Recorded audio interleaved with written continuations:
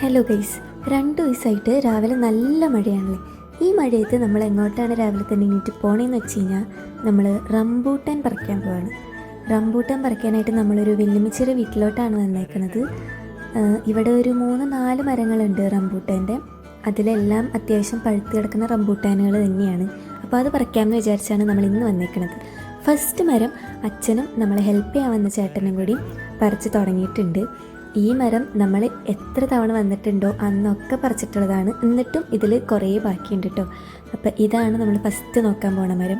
പിന്നെ ഉള്ളൊരു മരം നമ്മൾ ഇതുവരെ പറിച്ചിട്ടില്ല. അതിൻ്റെ ഉള്ളിൽ നിന്ന് നമ്മളിങ്ങനെ നിർത്തിയേക്കാറുണ്ട്. അവസാനം ഒരുമിച്ച് പറിക്കാം എന്ന് വിചാരിച്ച് ആ മരമാണ് ഇനിയിപ്പോൾ നിങ്ങൾ കാണാൻ പോകുന്ന ഈ മരം ഇന്ന് നമ്മൾ ആദ്യമായിട്ട് പറിക്കാൻ പോവാണ്. അമ്മ ജാദു കണക്ക് റംബൂട്ടാൻ പറിക്കാനൊക്കെ ഇറങ്ങിയിട്ടുണ്ട്. അപ്പം ഞാൻ ആലോചിച്ചു, why not eat some rambutan also.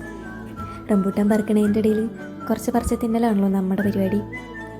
എന്നിട്ട് ഞാൻ അവിടെ ചെന്ന് എനിക്ക് എത്തിപ്പിടിക്കാൻ പറ്റിയ 2 പഴുത്ത റംബൂട്ടാൻ പറിച്ച് തിന്നുന്നുണ്ട്. ആക്ച്വലി അതിന് ഭയങ്കര ടേസ്റ്റാണ് കേട്ടോ. നല്ല മധുരമൊക്കെയാണ് ഈ റംബൂട്ടാനും. അങ്ങനെ നമ്മളൊരു വൈകുന്നേരം ആയപ്പോഴേക്കും എല്ലാ റംബൂട്ടാനും പറിച്ച് കംപ്ലീറ്റ് ചെയ്തിരുന്നു.